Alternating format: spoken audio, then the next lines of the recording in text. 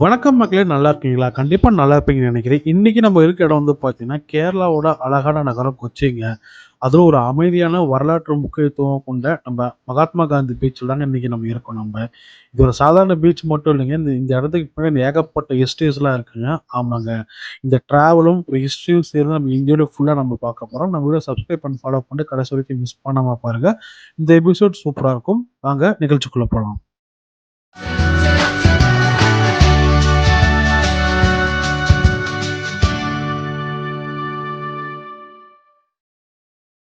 First நம்ம இந்த பீச்சுக்கு எப்படி வரணுங்கிறத நம்ம முழுசா பாத்தரலாங்க. நீங்க இந்தியாவுல எங்க இருந்தாலுமே வந்து பாத்தீங்கன்னா, எர்ணாகுளம் ரயில்வே ஸ்டேஷன் வந்துருங்க. அங்கருந்து வந்து பாத்தீங்கன்னா, பஸ், ஆட்டோ, கார் புடிச்சு நம்ம மெரைன் டிரைவ்க்கு வந்துருங்க. மெரைன் டிரைவ்லருந்து வந்து பாத்தீங்கன்னா, போட் மூலியமா நம்ம ஃபோர்ட் கொச்சி போக போறோங்க. ஃபோர்ட் கொச்சிலருந்து வந்து பாத்தீங்கன்னா, ஒரு 1/2 கிலோமீட்டர் டிஸ்டன்ஸ் தான் வந்து பாத்தீங்கன்னா, மகாத்மா காந்தி பீச் இருக்குங்க. இதுக்கான சார்ஜஸ் வந்து பாத்தீங்கன்னா, உங்களுக்கு வந்து ரூ. 6 சார்ஜஸ் பண்ணுவாங்க. அதாவது மெரைன் டிரைவ்லருந்து நம்ம ஃபோர்ட் கொச்சி வரதுக்கு.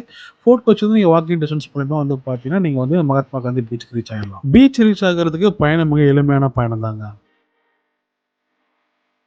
இந்த எம்ஜி பீச் பொறுத்தவரைக்கும் வந்து பார்த்தீங்கன்னா, கொச்சி சிட்டிக்கு மிக அருகாமையில இருக்கிற ஒரு கோஸ்டல் ஏரியாங்க. ஆமாங்க. இந்த இடம் வந்து பார்த்தீங்கன்னா, அவ்வளோ காமா, அவ்வளோ அமைதியா இருக்கிற இடங்க. இந்த இடத்துல வந்து பார்த்தீங்கன்னா, மீன் பிடிக்கிறாங்க. அப்புறம் வந்து பார்த்தீங்கன்னா, வணிகம் செய்ய ஒரு சிறந்த சிறந்த இடமாவும் இருக்குங்க. அதெல்லாம் வந்து பார்த்தீங்கன்னா, காலணிகள் ஆதிக்கம் வந்து பார்த்தீங்கன்னா, இந்த இடத்துல நெறைய இருந்துச்சுங்க. ஆமாங்க. இந்த இடத்துக்கு வந்து ஒரு டீப் ஹிஸ்டரியே இருந்திருக்கு. அது என்னங்கிறத பார்க்கலாம். இந்த பீச்ச பத்தி நம்ம சரியா புரிஞ்சுக்கணும்னா, முதல்ல கொச்சியோட ஹிஸ்டரி நம்ம தெரிஞ்சுக்கணுங்க. கொச்சி ஒரு காலத்துல வந்து பார்த்தீங்கன்னா, உலகத்தோட ஸ்பைஸ் அதாவது ட்ரேட் சென்டரா இருந்திருக்குங்க. அதாவது உலகத்தோட மசாலா வணிகம் செய்ற இடமா இருந்திருக்குங்க. இங்க வந்து பார்த்தீங்கன்னா, பெப்பர் முதல் நெறைய மசாலா பொருட்கள் வந்து பார்த்தீங்கன்னா, இங்க வணிகம் பண்ணியிருக்காங்க. குறிப்பிட்டு சொல்லணும்னா வந்து பார்த்தீங்கன்னா, போர்ச்சுக்காரர்கள், டச்சுக்காரர்கள், அப்புறம் வந்து பிரிட்டிஷ்காரங்க இந்த 3 பேருமே வந்து பார்த்தீங்கன்னா, இந்த இடத்துல வந்து மசாலா வணிகம் பண்ணியிருக்காங்க. அது மட்டும் இல்லாம வந்து பார்த்தீங்கன்னா, இந்த கோஸ்டல் ஏரியா ஃபுல்லாவே ஒரு காலகட்டத்தில வந்து பிரிட்டிஷ் கண்ட்ரோல்ல இருந்திருக்க ஏரியாங்க. அதுக்கப்புறம் நாளடைவில வந்து பார்த்தீங்கன்னா, இந்திய விடுதலை இயக்கம் வந்து பார்த்தீங்கன்னா, இந்த இடத்துல போராட்டம் நெறைய பண்ணியிருக்காங்க. இந்த இடம் பொறுத்தவரைக்கும் வந்து பார்த்தீங்கன்னா, ஒரு வரலாற்று சிறப்புமிக்க ஒரு முக்கியமான இடங்க.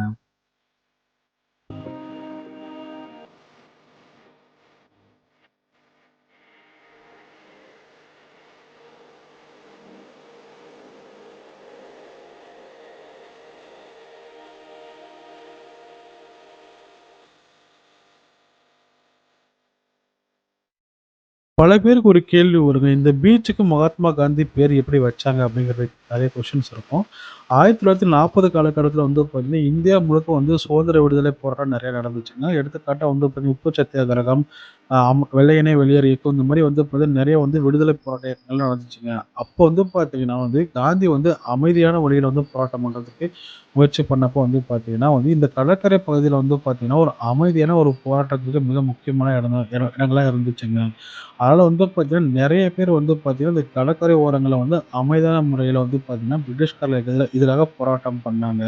காந்தியோட ஐடியாலஜி உள்வாங்கிட்டு போராட்டம் பண்ணாங்க. அதனால வந்து பார்த்தீங்கன்னா, அதோட நினைவா வந்து பார்த்தீங்கன்னா, இந்த பீச்சுக்கு வந்து மகாத்மா காந்தி பீச்னு அவருக்கு பேர் வச்சு மரியாதை செலுத்தியிருக்காங்க.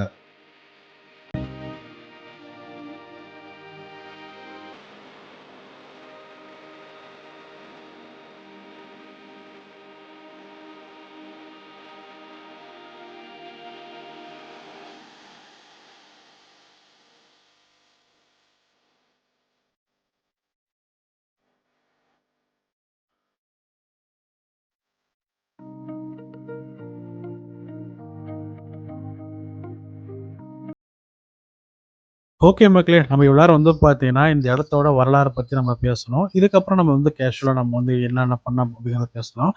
நான் வந்து ஆக்சுவலி ஃபோர்ட் கொச்சி வந்த உடனே வந்து பார்த்தீங்கன்னா, இந்த இடத்துக்கு வந்து வாக்கிங் டிஸ்டன்ஸ் தான் ஒரு 5 நிமிஷம் தாங்க டைம் உங்களுக்கு. அது பீச் ஓரமாவே உங்களுக்கு வந்து பார்த்தீங்கன்னா, ஃபோர்ட் கொச்சி அமைஞ்சிருக்கும். இந்த ஃபோர்ட் கொச்சியில வந்து இறங்குன உடனே இந்த பீச் வந்து பார்க்குறப்போ ரொம்ப அருமையா, அழகா, சூப்பரா இருக்குங்க. ஏன் இப்படி சொல்றேன்னு பார்த்தீங்கன்னா வந்து, இந்த இடத்துல வந்து அவ்வளோ ஒரு அமைதி, அவ்வளோ ஒரு பீஸ்ஃபுல் பெரிய கூட்டம்லாம் அங்க பெருசா இங்க இல்லைங்க. ஒரு சூப்பரான தரமான பார்க். நீங்க மறக்காம ஃபோர்ட் கொச்சி வந்தீங்கன்னா, முக்கியமா இந்த இடத்த மிஸ் பண்ணாம பார்க்காம போகாதீங்க. ஏன்னா, அவ்வளோ சூப்பரா இருக்கும் இந்த இடம்.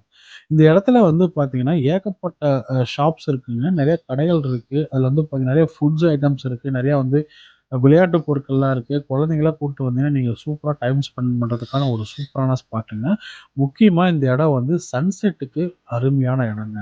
சன்செட் ஈவினிங் சூரியன் மறையும்போது இந்த இடத்துல வந்து அவ்வளோ சூப்பரா காட்சி இருக்கும். பட் நான் வந்த டைம் வந்து பார்த்தீங்கன்னா, மதியம் வந்திருக்கேன். என்னால வந்து அடுத்தடுத்த பிளான் இருக்கனால வந்து என்னால ஈவினிங் சன்செட்ட கவர் பண்ண முடியல. பட் மதியானம் நான் வந்தேனால வந்துட்டு எக்ஸ்ப்ளோர் பண்ணி பார்த்தேன். பட் ஆனா நான் ரொம்ப மிஸ் பண்ணிட்டேன். இந்த இடத்துல சன்செட் வருங்கிறது. நெறைய பேர் எனக்கு சஜஷன் குடுத்தாங்க. பட் நான் மிஸ் பண்ணிட்டேன். கண்டிப்பா நீங்க இந்த இடத்துக்கு ஸ்பாட்டுக்கு வரப்போ வந்து மறக்காம ஈவினிங் டைம் வாங்க. ஸ்பெசிஃபிக்கா இந்த பீச்க்கு வந்து எந்த டைம் வந்தா கரெக்ட்டா இருக்கும்னு பார்த்தீங்கன்னா, மார்னிங் ஆக்சுவலா எல்லா பீச்சுக்கு போற டைமே தான். நீங்க மார்னிங் வந்து ஒரு 8:30க்குள்ள வந்து நீங்க பார்த்தீங்கன்னா சூப்பரா இருக்கும். அதேமாரி ஈவினிங் வந்து 4:30லேருந்து நீங்க 7:00 இந்த பீச் நீங்க விசிட் பண்ணீங்கன்னா, மறக்காம சன்செட்ல ஒரு சூப்பரான வியூவ நீங்க பார்த்து என்ஜாய் பண்ணலாம்.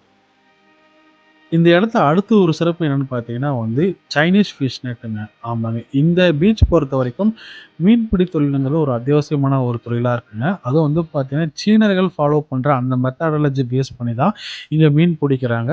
ஸோ, அது ஒரு சிறப்பா இருக்குங்க. இந்த மீன் புடிச்சு பக்கத்திலேயே வந்து பார்த்தீங்கன்னா, மீன் மார்க்கெட் இருக்குங்க. அவங்க வந்து அங்க சேல் பண்றாங்க.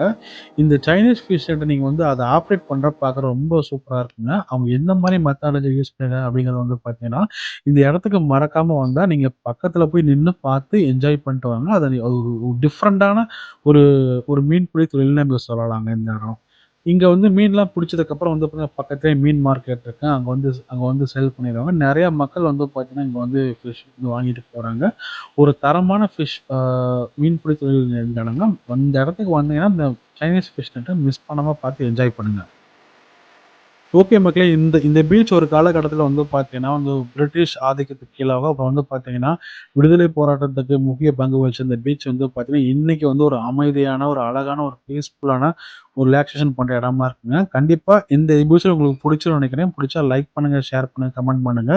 இதே மாரி நம்ம சூப்பரா இன்னொரு எபிசோட்ல மீட் பண்ணலாம். நன்றி, வணக்கம். Yeah.